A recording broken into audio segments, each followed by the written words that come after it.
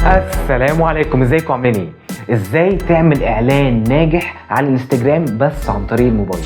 همشي معاك النهارده ان شاء الله خطوه بخطوه لحد ما الاعلان بتاعك يتنشر وان شاء الله تطلع منه احسن نتائج ممكن. فيلا من غير كلام كتير قبل الانترو تبدا انزل روق عليها بلايك واشتراك جميل في القناه وهات كوبايه شاي بتاعتك عشان تروق وتعالى لي عشان نبدا الفيديو.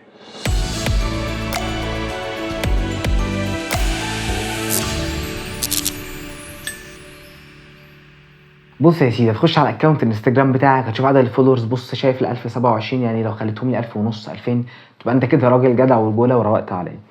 المهم هتلاقي فيه زرار هنا اسمه بروفيشنال داشبورد، ده لو ظهر عندك ده معنى الاكونت بتاعك بيزنس فزي الفل، هنقدر نبدا اعلانات. لو مش ظهر عندك هيظهر لك هنا فيديو جنب علامه الاي هيوريك ازاي تحول الحساب بتاعك لبيزنس عشان تقدر تبدا عليه اعلانات. المهم هنضغط على زرار بروفيشنال داشبورد وهنلاقي زرار ظهر عندنا اسمه ادوات الاعلانات، هنضغط عليه والده اللي منه هنبدا نعمل اعلانات. هنضغط على زرار اختيار المنشور عشان نختار المنشورات اللي احنا عايزينها، وليكن مثلا انا عايز اللي هو اول فيديو اللي ظهر قدامك ده اللي انا هعمل عليه اعلان. لو انا عايز واحد غيره مثلا هنبدا نختاره بالشكل ده، بس انا مثلا عايز وليكن الفيديو اللي انا مختاره ده. تمام، وبعد كده هضغط على زرار التالي، هيخش بعد كده يقول لك ايه الهدف من الاعلان اللي انت عايز تعمله. اول حاجه وهي زياره الملف الشخصي، ودي مهمه ومفيده جدا عشان تزود عدد المتابعين بتوعك، ومش موجوده على مدير الاعلانات او الادز مانجر اللي بتستخدمه عن طريق الكمبيوتر. هي اتضافت بس مش موجوده عند معظم الناس، يعني لسه ما ظهرتش التحديث عند معظم الناس. فانت لو محتاج الجزئيه دي هتلاقيها هنا على الانستجرام نفسه، وبنسبه كبيره مش هتلاقيها على مدير الاعلانات. طب لو انت عايز تخلي الناس تروح على الموقع الويب بتاعك او الويب سايت عادي هتبدا تختارها، او ممكن اختار ان الاعلان ده على طول يجيب لي رسائل، فنضغط عليها هيقول لك ان انت عايز الرسائل دي تجي لك على الانستجرام على طول ولا على الواتساب. لو انت عايز واتساب هتبدا تختار الواتساب وتضيف الرقم بتاعك، لو انت عايز انستجرام على طول فهنضغط على زرار انستجرام. هيقول لك بعد كده انت عايز الزرار ده يبقى ارسال رساله ولا اتصل بنا، فانا طبعا عايزه ارسال رساله، انا عايزه يجيب لي رساله على انستجرام. هضغط على زرار حفظ وبياكد عليا فيها ان هي مراسلتك، هقول له تمام. نضغط على الزرار التالي، بعد كده بيقول لي هنا انت عايز الجمهور مقترح، يعني هو شايف هيشوف الفيديو بتاعي عباره عن ايه او البوست بتاعي عباره عن ايه وهو هيتعامل بطريقته بالذكاء الاصطناعي، ولا انت عايز تنشئ جمهور خاص بيك. لا انا هقول له انا طبعا عايز انشئ جمهور خاص بيا عشان اظبط الاستهداف بتاعي. فاضغط على زرار انشاء جمهور خاص بك. اول حاجه اسم الجمهور، فمثلا الفيديو ده عباره عن ان انا بعلن عن موقع اسمه ولت، ده موقع خاص بانك تنشئ موقع الكتروني. الموضوع سهل جدا وتافه، لو انت عايز تخش تشوفه هسيب لك اللينك بتاعه عامه تحت صندوق الوصف لان الفيديو كان عليه خصم لذيذ، يعني لو حد مهتم بحاجه زي كده. تمام، فانا هبدا اكتب الاسم بتاعه. وعلى فكره الموقع ده مصري 100%، تمام، لان في مواقع كتير مقاطعه. يعني كتبت اسم الجمهور. الموقع بقى اول حاجه في حاجه عندك اسمها اقليمي وحاجه اسمها محلي. ايه الفرق؟ اقليمي لو انا عايز مثلا وليكن ان انا هستهدف القاهره، تمام، لو انا ضغطت هنا كده وبدات اكتب كايرو هيبدا تظهر لي، يبقى انا اخترت هنا ايه ان انا عايز استهدف منطقه القاهره. طب لو انا وليكن انا عندي مطعم وانا دلوقتي قاعد في المطعم بتاعي وعايز ابدا استهدف الناس في المنطقه اللي حوالين المطعم بتاعي، فالحاله دي هختار محلي واقول له استخدم الموقع الجغرافي بتاعي، وانا عايز مثلا اخلي الموقع الجغرافي بتاعي حوالينه مثلا نص القطر بتاعه زياده 5 سم 7 سم وهكذا. يبقى ده هستخدمه في حاله ان انا عايز استهدف الناس اللي حوالين الموقع بتاعي. طب في حاله ان انا لا مش حوالين الموقع بتاعي، ده مثلا عايز استهدف القاهره اسكندريه الجيزه وهكذا، خليني في حته اقليمي وابدا اكتب المكان اللي انا عايز استهدفه اللي هو وليكن هنا القاهره. تمام، جميل كده، واضغط على بعد كده على الزرار صح. الاهتمامات بقى عندك هنا، الاهتمامات هتضيف في الانستجرام في حدود من 2 ل 3 اهتمامات، ما تزودش عن كده، على عكس لما انا كنت قايل لك في الفيديو اللي انا كنت شارح لك فيه الاهتمامات ازاي تضيفها عن طريق الكمبيوتر. في فيديو مهم جدا لو انت ما شفتوش لازم تنزل تشوفه، فيديو طويل شويه عباره عن 45 دقيقه هيشرح لك كل حاجه بالتفصيل ازاي تقدر تعمل اعلان عن طريق الكمبيوتر سواء فيسبوك او انستجرام. في تفصيل اكتر من هنا بكتير جدا ونتائجه بتكون اقوى. يعني انا بقول لك بصراحه هنا لو انت مجرد عندك موبايل فانا هقول لك ازاي تقدر تطلع منه احسن نتيجه، بس لو انت عايز الموضوع احترافي شوف الفيديو هيفرق معاك كتير جدا. بيشرح لك انستجرام وفيسبوك من اول ازاي تقدر تنشئ اعلان لحد انك تتابع نتائج تنشره وتتابع نتائجه وتحسنها وتقارنها بنتائجك القديمه علشان تحسن في اعلاناتك القادمه كمان. تمام كده.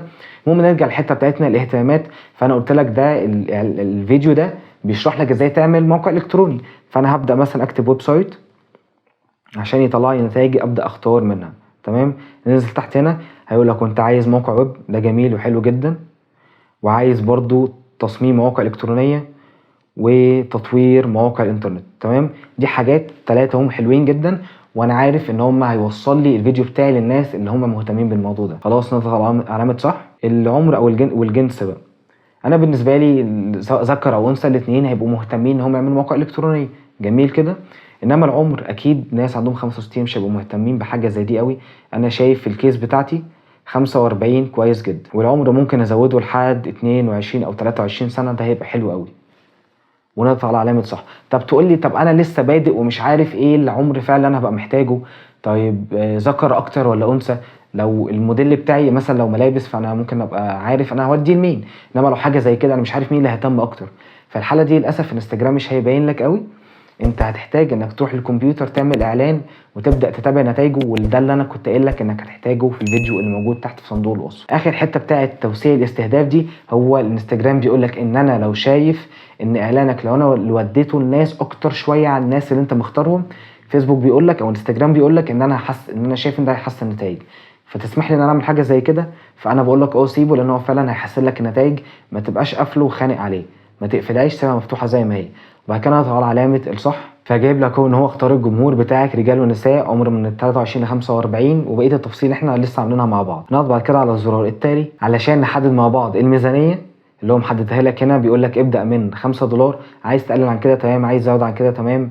انت ممكن تبدا بتقريبا $5، ولو لقيت الموضوع كويس ممكن تبدا تزود بالتدريج. بس نصيحه في حته الميزانيه دي، ما تبقاش الاعلان شغال وتخش عمال تزود مثلا $6 $10. لو عايز تزود كميه كبيره مره واحده، وليكن الاعلان شغال ب6 عايز تخليه 20، وقف الاعلان واعمل اعلان من الاول خالص. ما تبداش اعلان قديم وتزود مبلغ كبير. لو تزود $1 $2 $3 تمام ماشي كده، دي نصيحه يعني. بعد كده نخش على المده بتاعه الاعلان. بيقول لك لو انت عايز تحدد مده معينه 6 ايام 7 ايام تقدر تحددها من هنا. لو انت عايز تسيب الاعلان شغال على طول ملهوش مده نهايه، ولما انت تحب تخش توقفه بنفسك، فانت هتختار الاختيار الاول. عايز تعمل له مده معينه فهتختار الاختيار الثاني. انصحك بايه او ايه الاحسن في الحته دي؟ لا دي ملهاش قوي، مش فارقه، حسب ما انت عايز اعلان شغال على طول وانت توقفه بنفسك، عايز تحدد له عدد ايام معينه، يبقى هتختار الاختيار الثاني. جميل كده.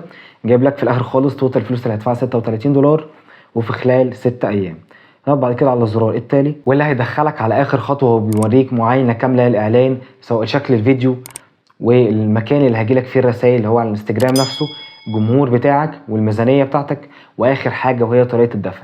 الانستجرام هنا لما نضغط على طريقه الدفع هيجيب لك طريقتين، يا اما عن طريق الباي بال يا اما عن طريق الكروت الفيزا او الكريدت كاردز اللي هي شغاله دلوقتي. وللاسف لو عملت الاعلان عن طريق انستجرام مش بيدعم فوري زي ما هو موجود عن طريق الكمبيوتر لو عملت الاعلان على ادز مانجر. ولو انت مش عارف ازاي اصلا تدفع عن طريق فوري، فبرضه هسيب لك لينك تحت صندوق الوصف هيوريك ازاي تعمل اعلان عن طريق فوري، لان هيوفر لك كتير جدا، والناس اللي متابعه اعلانات فاهمه حاجه زي كده، عشان تبقى مريح دماغك عن طريق حته الكريدت اصلا يعني.